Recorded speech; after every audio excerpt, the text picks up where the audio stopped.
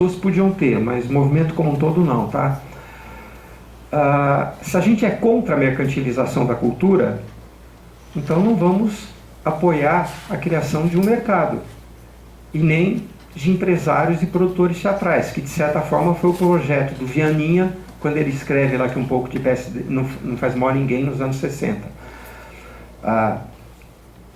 Só fazer um recorte irônico nessa história. Já nos anos 70, a falência do mercado já estava estabelecida. A história do Brasil é cheia de situações farsescas e rocambolescas. Aí, assim, o Partido Comunista Brasileiro, que era caçado pela ditadura, e eu estou falando literalmente, caçado, trucidado, não estou falando no sentido figurado, não, é concreto, é físico, que por ser comunista deveria se opor ao capital, ao empresário. Esse partido, através da Associação A7, Associação Carioca de Empresários Teatrais, propõe à ditadura que o caçava financiar e subsidiar os empresários que ele deveria combater para criar uma economia de mercado teatral. E a partir daí toda a política, até hoje, inclusive a tal Lei Rouanet, tem sido, entre aspas, pensada para financiar o mercado teatral e criar e fazer a coisa funcionar, digamos assim. No meio da história se retomou o Serviço Nacional de Teatro. Eu estou agora voltando um pouquinho atrás do Arte contra a Barbárie, anos 70 ainda, tá? Então, através desse movimento dos comunistas, através de uma sociedade de produtores do Rio de Janeiro, conseguiu-se que a ditadura retomasse e reestimulasse o SNT, Serviço Nacional de Teatro, com o Orlando Miranda à frente. E uma das tentativas, por exemplo, que levou muito tempo, foi o financiamento da produção teatral pela Caixa Econômica Federal a juros subsidiados. Como isso não deu certo, aí que a gente entrou na ópera bufa para valer, que foi a Lei Rouanet, né, que começou com o Sarney. O Arte contra a Barbárie, se contrapondo a isso, ele propôs uma outra coisa: não vamos criar mercado, não vamos investir naquilo que até agora não deu certo, não vamos pedir editalzinho para produção, edital para circulação, campanha popular, nada disso funcionou. Nada disso funciona. Então vamos fazer uma escolha política e vamos tentar organizar a produção teatral através da forma de produção grupo. Esse é o sujeito histórico que a gente tem que usar o Estado para financiar. Então, o programa de fomento partiu dessa premissa, de uma escolha política para tentar estimular a organização da produção, não nos moldes empresariais, não, portanto, em moldes mercantis, mas em outros moldes, que é a forma grupo. Posso até falar um pouquinho da forma grupo e forma empresarial para a gente entender que a mercantilização, portanto, da cultura, não é que o arte tinha claro isso. Algumas pessoas do arte tinham. Não está no produto, está na forma de organizar o trabalho. E que teatro, ao contrário do que a gente aprende nas escolas, não é a obra teatral, não é a dramaturgia, não é o espetáculo. Teatro é uma relação em permanente mudança, que envolve o processo e a forma de criação, o objeto que sai daí, que normalmente a gente só tem objeto, mas esquece que ele não caiu do céu. Isso na relação com o público. O público não é passivo. Artista, obra e público se formam ao mesmo tempo. Teatro é esse conjunto de relações que acontecem no espaço e no tempo. Então, entender a obra teatral implicaria entender isso tudo. Quando a gente escolhe esta forma de produção, a gente entendia que com isso, mexendo nesse elemento, a gente ia mexer em todos os outros. Está conceitualmente meio claro ou está muito complicado? Então, o pulo do gato que o programa de fomento vai dar é escolher um sujeito histórico para tentar reorganizar a produção teatral em outros moldes. De certa forma, deu certo. Ele apostou no seguinte, e aí a coisa foi até o meio do caminho, até porque, como eu digo, isso acontece numa sociedade em um determinado tempo. O grupo de teatro e a produção teatral não está fora da sociedade. Então essa redoma de vidro, ou esse quisto dentro da coisa maior, ele não tem força suficiente para se manter e ele quebra. Essa redoma quebra. Mas o Arte apostava, a gente apostou através da lei do fomento, que a gente tinha que dar recursos materiais, condições materiais para que isso pudesse se desenvolver. E apostou que através desta vivência e dessa experiência do grupo teatral, a subjetividade desses artistas ia ser alterada. Porque eles iam viver de uma outra maneira, iriam trabalhar de uma outra maneira, e isso iria afetar a subjetividade e a formação artística, estética, técnica, política dessas pessoas. Para no momento seguinte a gente poder dar um novo pulo do gato. Na verdade, esse pulo do gato seria uma série deles, porque seria uma luta que não teria fim, até a gente compreender que, na verdade, não teria saída dentro desse Estado e dentro dessa sociedade. Esse momento não chegou. A gente perdeu as batalhas antes, né? A Paty colocou um pouco, mas assim, quando a gente lançou o programa, então, com esses objetivos, e é por isso que ele se tornou um paradigma, mesmo que as pessoas não saibam, porque de certa forma ele produziu isso até 2005, 2006, com certeza, de lá para cá é ladeira abaixo.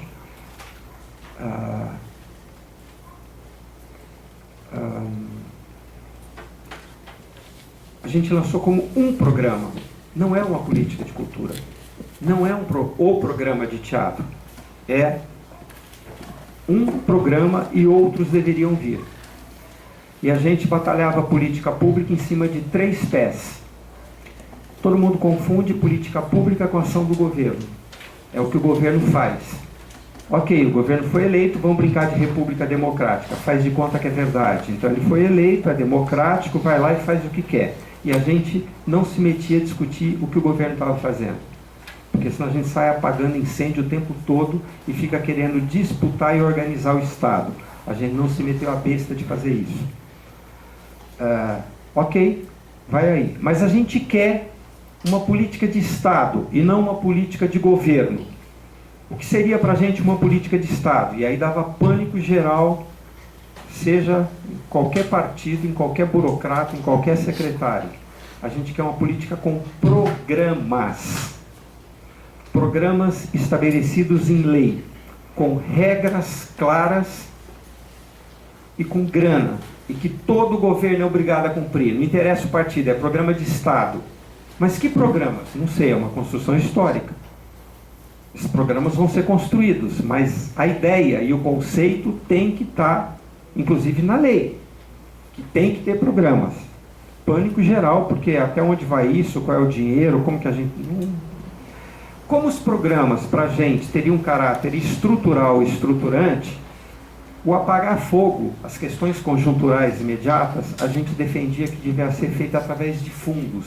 Esses fundos, municipal, estadual, federal, também teriam que ser estabelecidos em lei, com regras e com grana, que o governo não pode mudar. É um fundo de Estado. Trocou o governo, tem que cumprir nele. Você é poder executivo, você não é tutor. Execute o que a lei manda. O fundo, até hoje, é apresentado como uma grande panaceia. Todos os governos falam, não, vai ter o fundo municipal, aí um sistema federal, sistema municipal, se quiser, é outra coisa para a gente discutir. Os tais sistemas de cultura, que já estão em andamento, em lei, etc. Que tem as suas plenárias municipais, estaduais, cambal.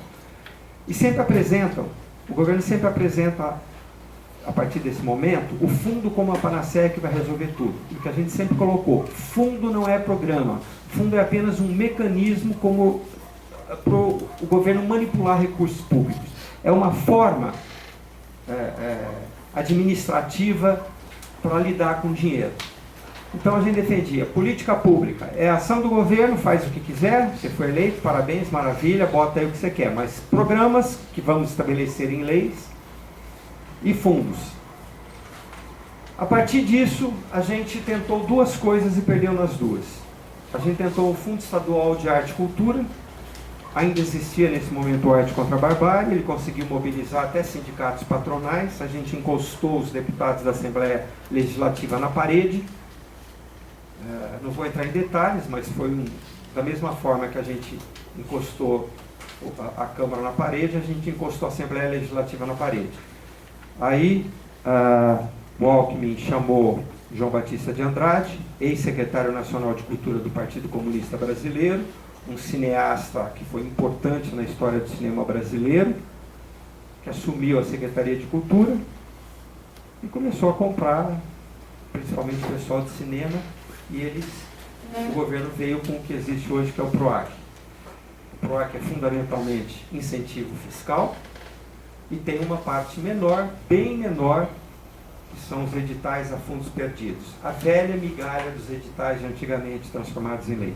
O Arte pulou fora, foi o único. Cooperativa, sindicato, todo mundo topou, porque falou, melhor ter isso do que não ter nada.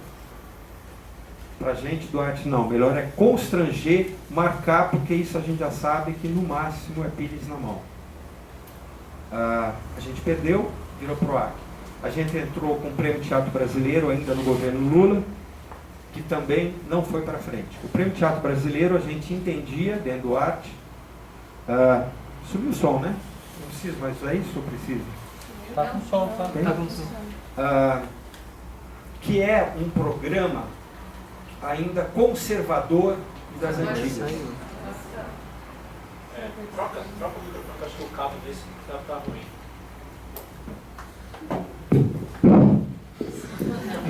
Então, o Prêmio Teatro Brasileiro era um retrocesso, mas que politicamente a gente achava necessário. O Prêmio Teatro Brasileiro propunha uma aliança entre os grupos teatrais, os artistas independentes que produzem seus espetáculos e os pequenos produtores eternamente descapitalizados e falidos. Como a nossa despolitização é total, ninguém sabe que é aliança política, ninguém entendeu porra nenhuma. O Redemoinho, que foi um movimento de grupos nacional, foi quem meio tentou tocar isso, mas não conseguiu. E depois, muito tardiamente, renasce, mas sem essa clareza, o Prêmio Teatro Brasileiro renasce em São Paulo como o Prêmio Zé Renato. É um dinheiro para produção e para circulação, bem-vindo, mas é ainda um programa conservador e das antigas. O fomento acabou, de certa forma, abrindo portas, né? Já disse fundamentalmente por que ele se tornou um paradigma, embora todo mundo pense que é por causa da grana.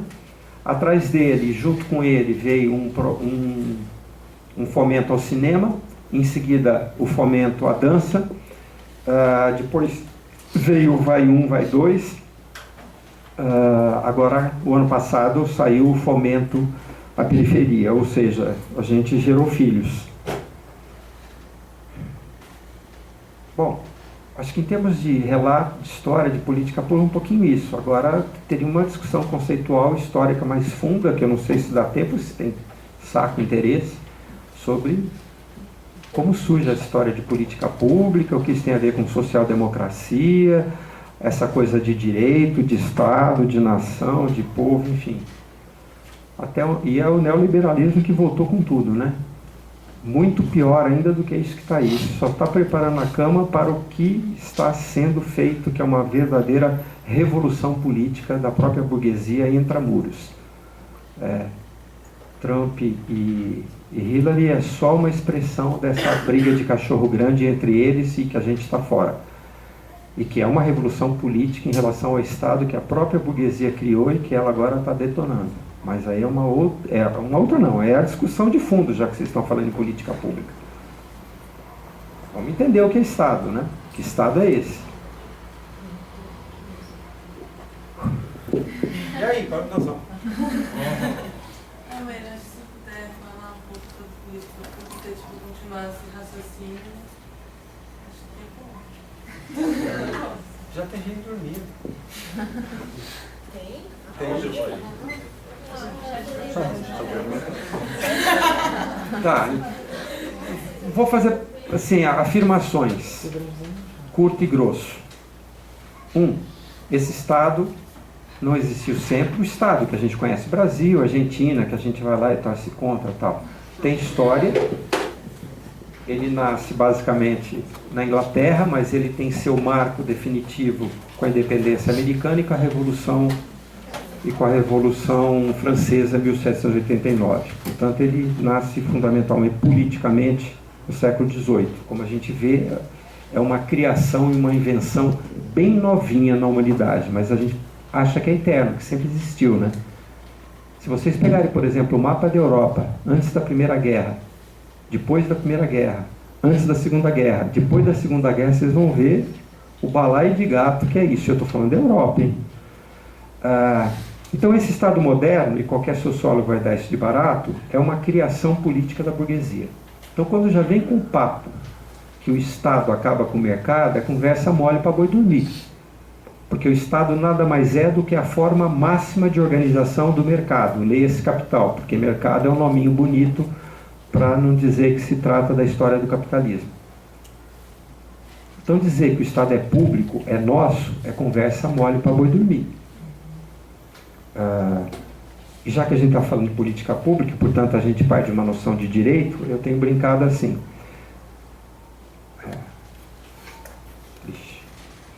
Aí vai uma outra coisa, mas vamos pular fora.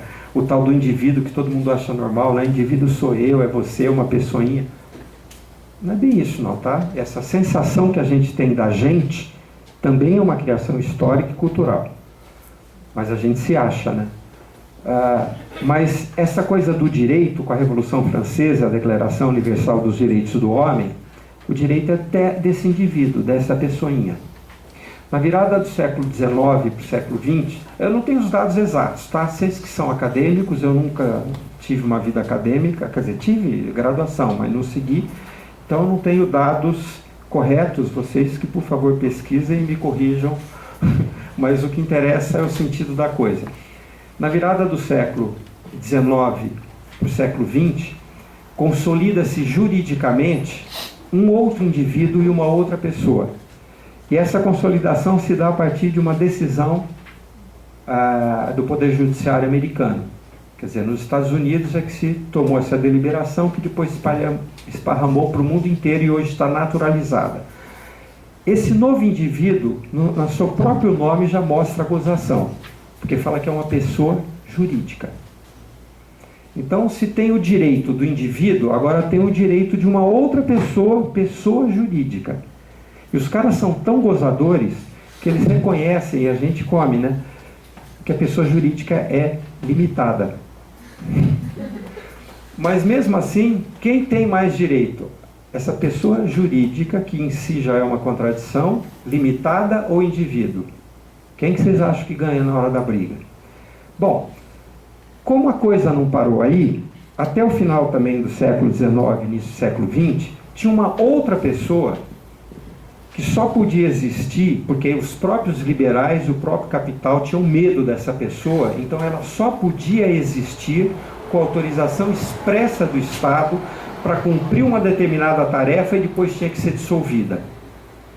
Aí, esta pessoa, também através do Poder Judiciário americano, ganhou o direito de se tornar uma pessoa portadora de direitos e de existir jurídica e socialmente. Aí é mais gozação ainda, porque se a outra é uma pessoa jurídica limitada, essa pessoa é anônima, é uma sociedade anônima. Olha que maravilha.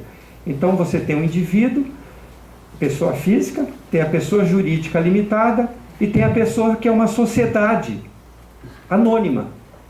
É louco, né? E pra gente isso está natural. Adivinha quem manda?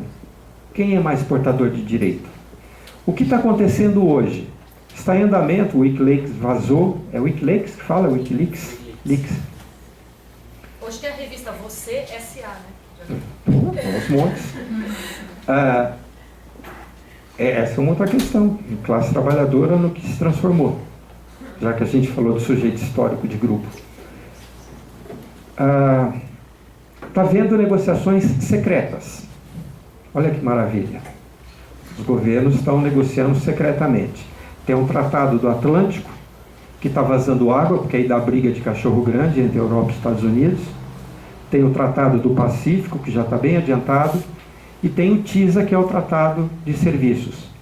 Por esses tratados, um tratado como o NAFTA, por exemplo, que reúne Canadá, Estados Unidos e México, é fichinha, é coisa de jardim da infância. Curto e grosso, esses tratados vão estabelecer o seguinte: já que a gente está falando de direito. O direito, em primeiro lugar, é da grande multinacional, acima do Estado, do povo, da nação. Mexeu no direito dela, tem que pagar.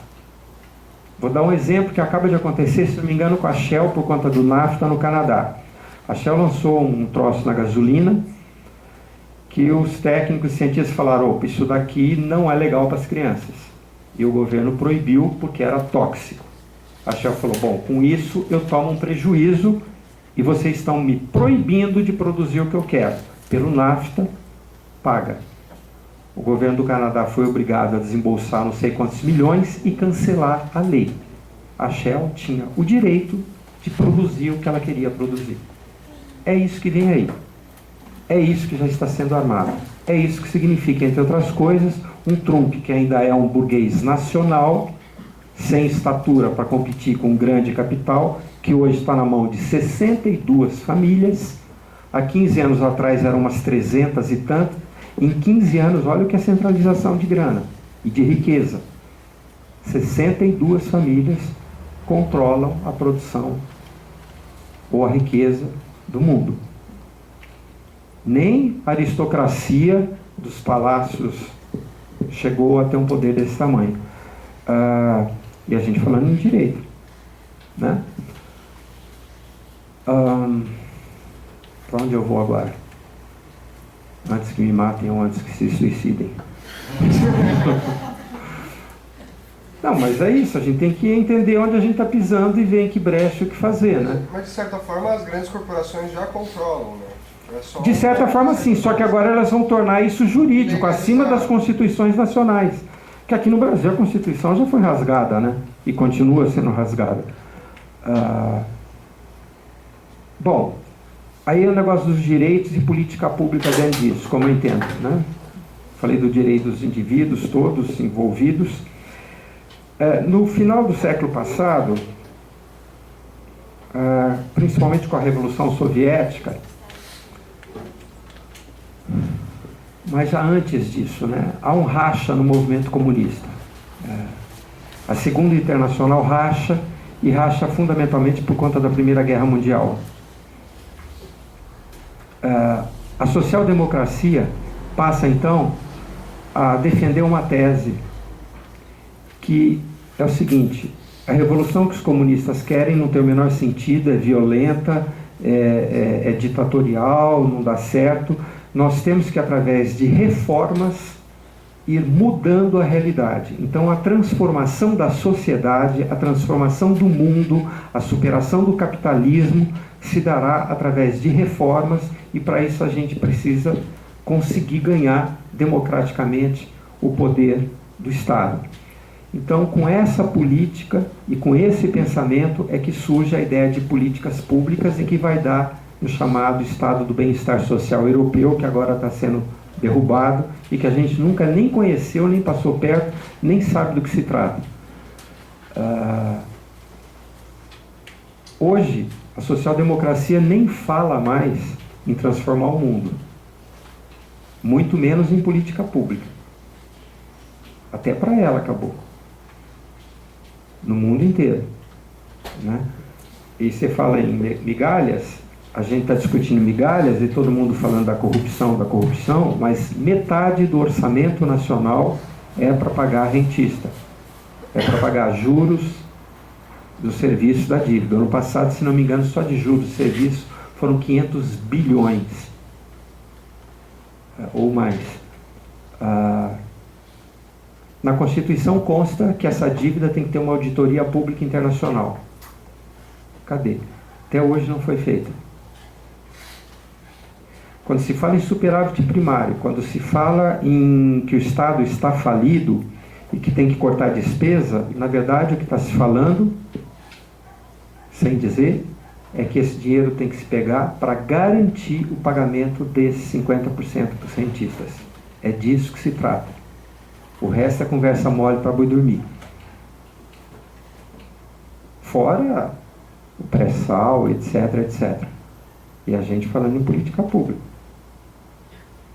Eu sempre brinquei mesmo no Arte contra a Barbárie, quando às vezes a gente cantava internacional, a gente não, algumas pessoas falam, não, gente, o nosso hino é o Branca, Branca, Branca, Leão. Vocês já assistiram o Incrível Exército Brancaleone? Quem não assistiu, assista. É nóis. Mas vamos lá, né? Como Brancaleone, a gente arrancou um fomento, fez um estrago, continua blefando. Não, e escuta, a gente não, senão a gente vai se matar, né, Moreira? Eu conheço. Mas a gente fez. Só queria dizer que eu acho que a gente tem um papel importante na disputa do pensamento, né? Na disputa de territórios de outros imaginários. Acho que é disso que se trata, né? Disputa de territórios de outros imaginários, né? Disputa de outras subjetividades. A aproximação do sujeito ao pensamento, ainda que utópico. Senão, aí realmente a gente sai daqui e toma cicuta. Acho que é por isso que a gente está falando de arte e a gente é artista. Só um parênteses. Não, é que aí, como eu falei que eu sou velhinha, é assim, tem um ditado, acho que é do Gramsci, que diz assim, sejamos pessimistas na análise e otimistas na ação. Então é assim, para mim coube a primeira parte, a segunda é com vocês. Eu fiz meu papel. Ele tem um teatro imenso, ele fica trabalhando Eu não sou dono dia. disso. Não é dono, fica trabalhando todo dia, então, mas é isso, acho que ele dá. Vai, tá ótimo. Bom, faltou um bando de coisa, que é grupo, que é mercantilização, etc. Mas chega, né? Eu não aguento mais ouvir minha voz. Só, vou fazer uma primeira pergunta. Esse cara no manifesto que a Patrícia tocou, no otimismo da ação, o manifesto fala da função social da arte. Queria que vocês falassem, cada um a seu modo, a Patrícia começou, mas o que seria essa função social da arte, do teatro? Olha, como eu falei, né? Eu venho de um ensino na escola particular, mais classe média, alta até. Minha mãe dava aula, eu tinha bolsa, eu ia lá, fazia tudo direitinho, aprendia que tudo está organizado para nada acontecer, né? Então você ficava lá disciplinado. E aí eu comecei a fazer teatro na escola. E poderia também ter sido aula de música, eu acho, ou de fotografia, ou cinema, ou filosofia, tudo isso que querem tirar agora, né? Que já não é grande coisa no ensino médio como isso é colocado, né? Mas enfim, só continuando o desmantelamento. Mas para dizer que a partir daquele momento eu comecei a olhar o mundo de outro jeito. Eu preciso falar da minha experiência pessoal para entender a função da arte, porque eu poderia aqui teorizar qual é a função social da arte, mas ela construiu em mim, através da arte, eu vi novas possibilidades de territórios imaginários, do que eu vivia na minha casa, na minha família, para começar no privado, tá? Bem no privado. Então, depois das minhas primeiras aulas de teatro, eu chegava em casa, estava minha mãe, meu pai, meu irmão, minha avó, e realmente abriu um portal da desconstrução de uma nova possibilidade de construção da subjetividade, da vontade de se tornar mais sujeita da história e não tão objeto. Isso me veio, por incrível que pareça, através das aulas merrecas, porém intensas e sinceras, de teatro na escola. Entendeu? E a partir daí foi um caminho sem volta. Comecei a me interessar por poesia, por filosofia, enfim. Saí da escola, continuei fazendo teatro, e aí a porteira só abriu. Então, para mim, resume-se a isso, essa pergunta quase. A movimentação que ela fez na minha vida privada, num primeiro momento. E num segundo momento, como essa visão dessa desconstrução da sua vida privada vai se ampliando, obviamente, para uma vida mais pública das organizações sociais, que nada mais são do que uma reprodução do que acontece às vezes dentro da sua casa. Não estou assim, né, dentro da casa das pessoas. Então, é isso. Eu acho urgente, eu acho muito maravilhoso que a gente fale de poesia nesse cenário que ele coloca, que é tão real e limitante, né? E para começar isso, aí também vocês podem falar, a gente vai se provocando. Vai, Moreira. Não, não, então tá. Ela falou o que aconteceu com ela, vocês vão dar aula. Vocês podem ajudar a criação do monte de patricinha. Ou patricinha não, de patigui. Não, Brincadeira, fala que Dora. eles vão achar que você tá me tirando. Não, não tô tirando, imagina, puta companheira. Mas alguma coisa mentira ia falar. Não, nada a ver. Esse final de semana se Os apresentou jovens lá da no periferia que Engenho. você falou da cultura, pode falar disso também, né? Que tem a ver. Fala. Esse, Não, você falou que fez o link, né? tem. Você falou desse terceiro sujeito histórico da periferia. Acho que tem É, a coisa que gente, eu eu convivo com isso. Participei do Fomenta Teatro, do Fomenta Periferia. As reuniões últimas aconteciam no Engenho, mas eu ia dar outro exemplo. A Brava Companhia se apresentou esse final de semana no Engenho, que a gente está com uma amostra lá. E foi, mais uma vez, um ex-ator, que é um professor, que colocou em si nos anos 70. A Brava Companhia só surgiu por conta da ação desse professor dando aula no ensino médio, lá nos anos 80.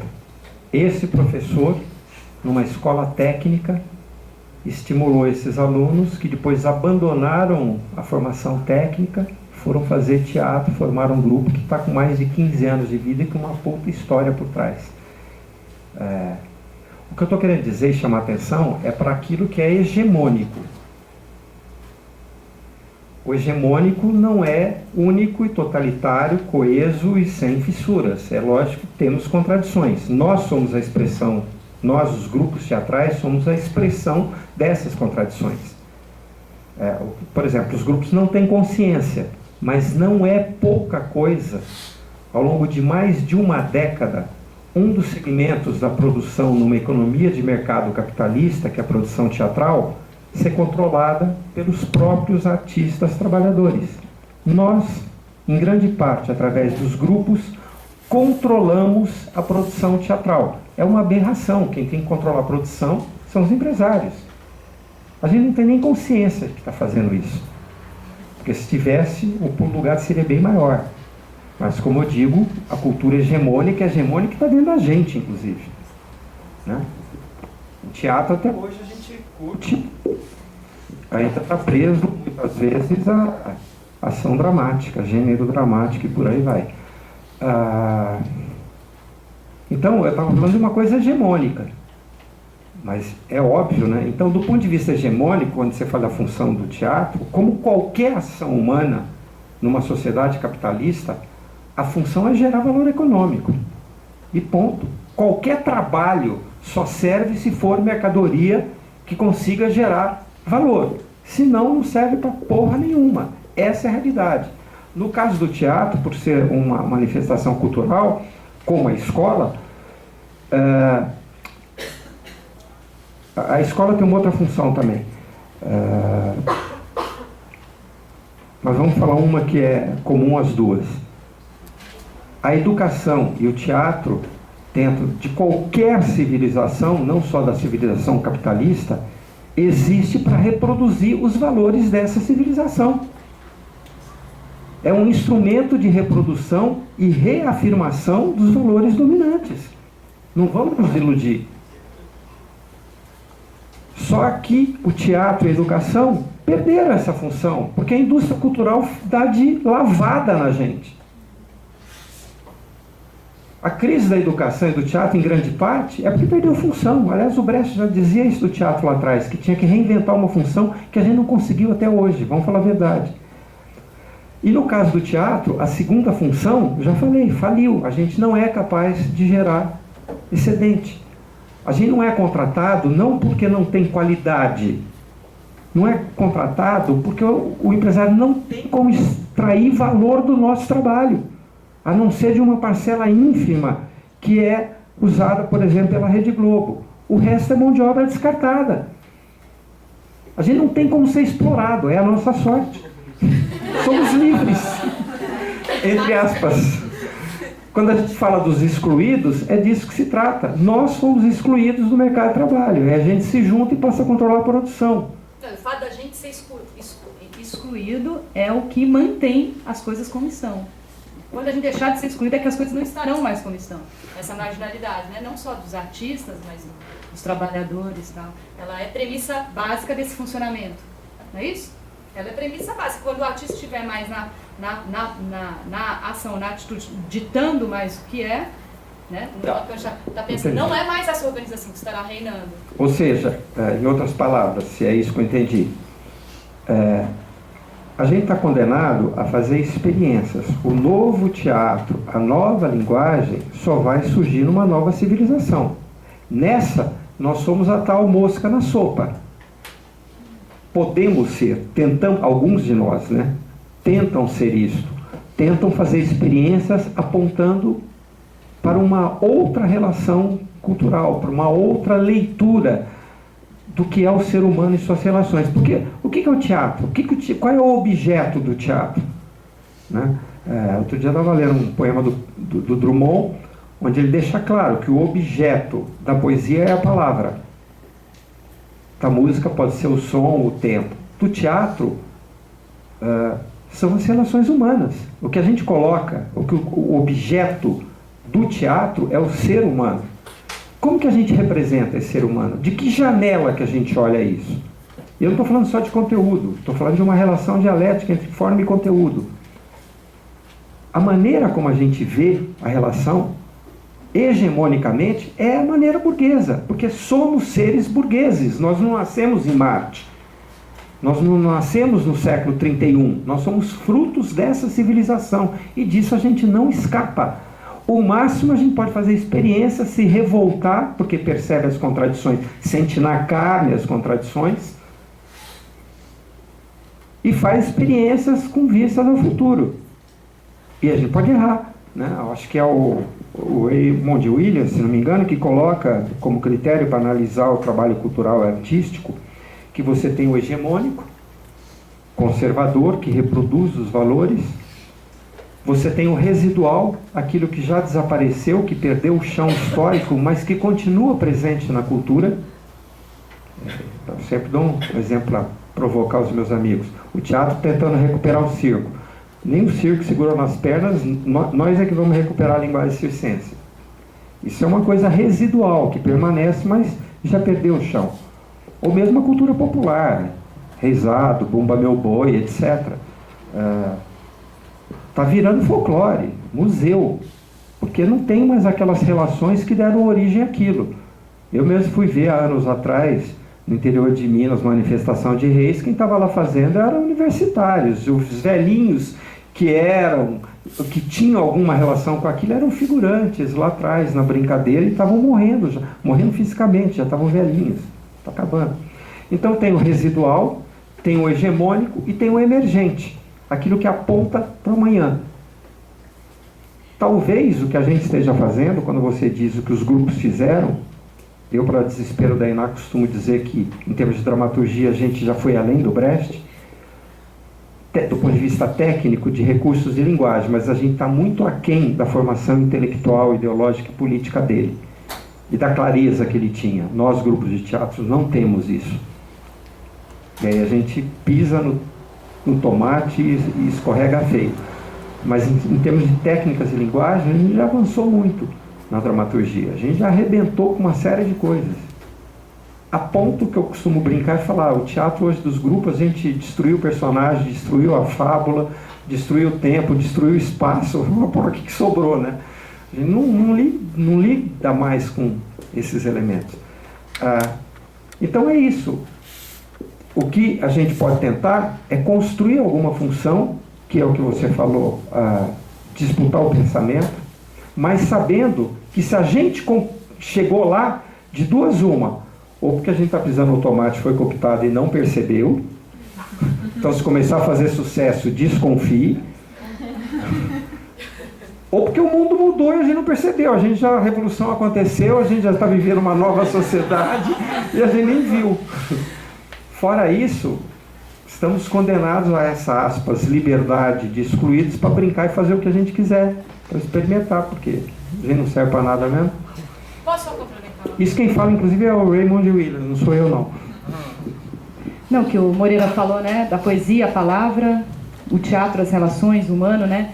E eu gosto muito da palavra encontro. O teatro é encontro, é um encontro do atuante com a plateia, né? O cinema, não necessariamente, a música, às vezes os palcos são muito distantes, enche estágio, mas o teatro é um encontro muito próximo, né? E, não, só para pôr mais lenha na fogueira, ainda mais que a gente está falando de uma turma de licenciatura, né, em artes, e comecei meu depoimento falando disso na escola, eu participei da curadoria dos artistas orientadores para o teatro vocacional do ano passado e desse ano, de 2 anos, né? E é um projeto também que está há muito tempo já, não vou saber precisa, mas eu acho que mais de 10 anos o vocacional, né? Eu acho que sim, o teatro vocacional.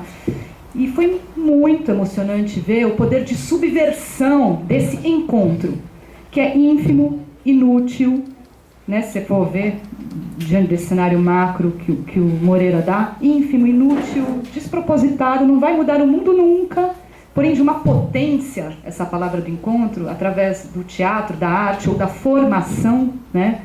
Então, o que aconteceu? Na curadoria tinha a parte da entrevista, então vinham muitos artistas orientadores que estão há muitos anos no projeto, com a bagagem, defendendo o projeto, toda a sua convicção de estar lá e tal, mas curiosamente apareceram para a entrevista muitos ex-vocacionados, que estavam lá no começo do projeto, né? E que passaram os 10 anos, se aprofundaram no projeto, no trabalho, no próprio bairro onde estava, e vinham com um discurso, né, na entrevista tão potencializado e, sobretudo, diziam que queriam trabalhar no vocacional e traziam a narrativa, parecia filme do Coutinho, sabe? Quando tem a narrativa de como a arte, o encontro do vocacional modificou a própria vida dele como sujeito e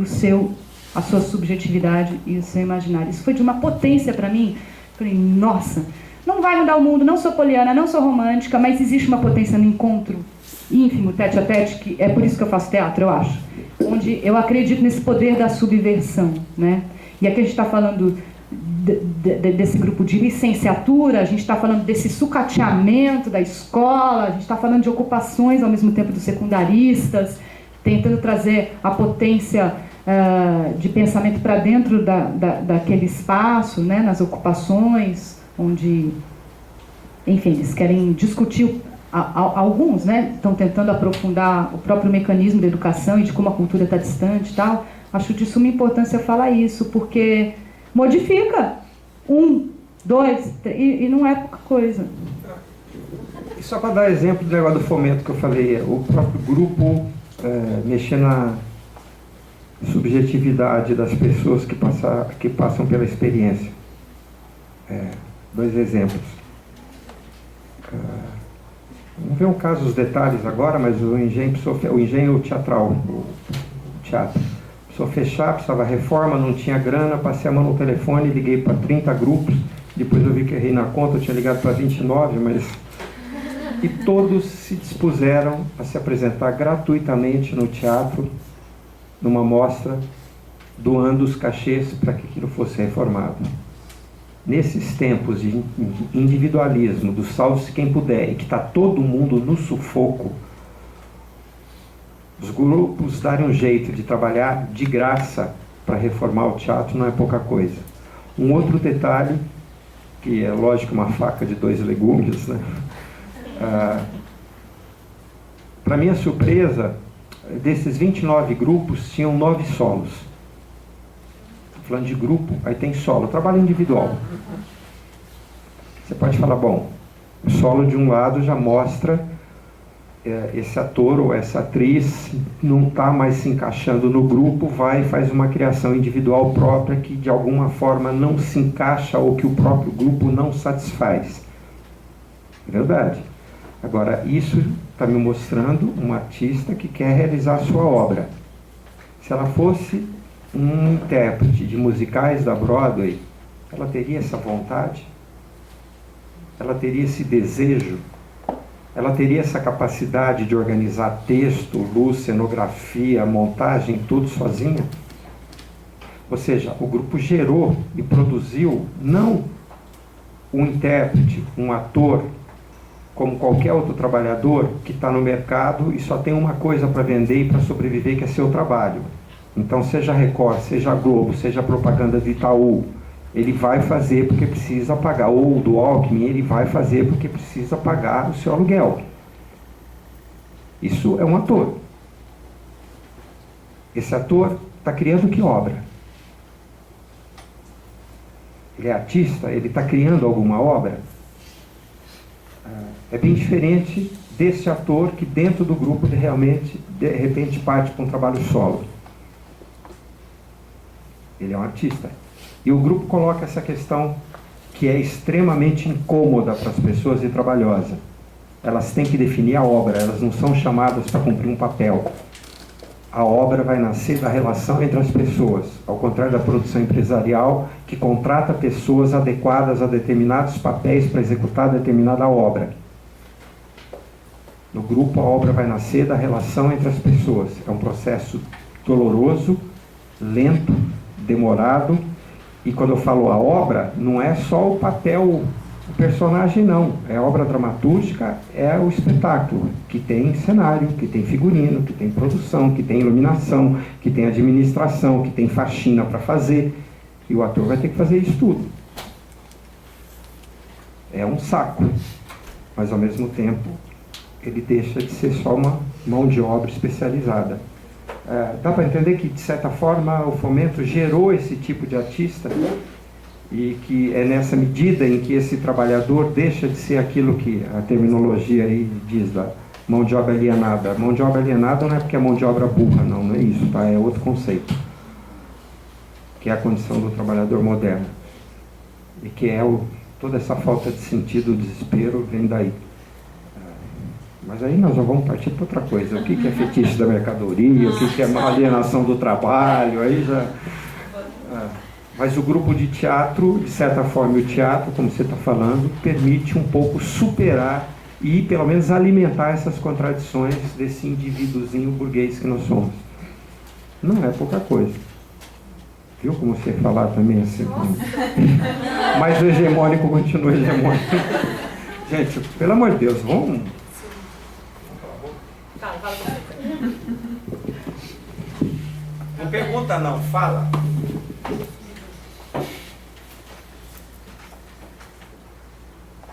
Política pública, artista, teatro, função, educação, professor.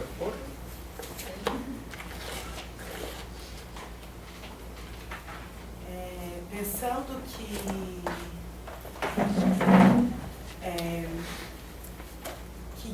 muitas vezes assim parece que as pessoas estão formando grupo e que a finalidade é se conseguir o fomento. Eu vou montar um grupo e eu quero fomento. Fomento é o máximo que eu posso conseguir, não uma ferramenta de agir na minha comunidade. Queria que vocês falassem um pouco sobre as responsabilidades que o grupo tem com essa verba pública. Não obriga a gente a falar, eu diria assim, porque eu acompanhei isso de perto, né, o tempo todo. Até 2005, 2006, o desenvolvimento e a sacação dos grupos foi uma coisa impressionante. Eu tomava sustos de uma reunião para outra, falava, nossa, como a coisa já mudou de nível. Mas chegou um momento, o Maia costumava dizer, esse povo não passa da página 2, não adianta, vai até a página 2, dali não passa. Em 2006 a gente realizou uma mostra intramuros com 11 grupos de teatro, tinha mais uns 10 ou 20, nem lembro, acompanhando. O intramuros assim, era uma mostra para a gente, não era para o público. A gente viu o trabalho de 11 grupos e 11 grupos se colocaram como estava entendendo tudo que estava acontecendo, como que funcionava internamente, enfim, falava da sua cozinha, etc. Terminada essa mostra, que durou alguns meses, houve um encontro de 2 dias debaixo da lona da Companhia Estável. E nesse encontro eu falei, fudeu. O Mário tem razão, os grupos vieram até aqui e daqui não passam, não querem passar, não vão passar, e daqui vai ser ladeira abaixo. Dando um salto agora no tempo, eu vou dizer assim, o Fomento coloca no artigo 1º como objetivo fomentar o melhor desenvolvimento do teatro. É vago, o que é isso? E facilitar o acesso da população ao mesmo. O Fomento coloca o programa público não para a realização do Estado, mas quem vai realizar o programa público, o tal sujeito histórico que a gente escolheu, é o grupo teatral. Cabe ao grupo teatral responder essas duas questões. O que ele entende por melhor desenvolvimento do teatro? O que ele propõe para o melhor desenvolvimento do teatro? E o que ele propõe para facilitar o acesso da população ao mesmo? Curto, assim, estou simplificando, ele tem que dar conta dessas questões, dizendo a que veio. E por aí ele vai se analisar. Isso se perdeu. A sobrevivência falou mais alto, os grupos começaram a depender do Fomento para sobreviver, e o Fomento cada vez mais, ainda que mesmo as comissões lá atrás colocassem, gente, em reuniões públicas, vem um projeto com um monte de penduricalho, um monte de atividades que não tem nada a ver com o projeto. Ou seja, os grupos começaram a cair na relação custo-benefício, que é uma relação mercantil, e começaram a propor uma série de atividades para ganhar o Fomento. E as comissões entraram no engodo. A tal ponto que Paulo Arantes, acho que você citou, escreveu o programa do Tormento, porque aí você escreve um monte de coisa e depois você tem que dar conta disso, e o dinheiro não dá para dar conta disso. Aí você se esfola que nem um louco para cumprir, né? Fica concorrendo. E esse é prestar serviço. Então, virou um pacote de eventos. O Fomento não foi feito para ser um pacote de eventos. Deixou de ter pensamento, deixou de responder as questões básicas. Os grupos passaram a apresentar um pacote de eventos e de atividades para ganhar o Fomento. Acabou o Fomento. Outras brigas internas. Como a grana não dá e como a gente não conseguiu ampliar e não conseguiu politicamente deixar claro entre a gente que a grana é curta porque esse Estado não dá e não vai dar conta disso e, portanto, vamos espremer e jogar bomba no colo do Estado, ao invés de fazer isso, a gente brigou entre a gente. O cobertor é curto, né? A farinha pouca, meu pirão primeiro. E aí vem o discurso de dar um pouquinho para cada um.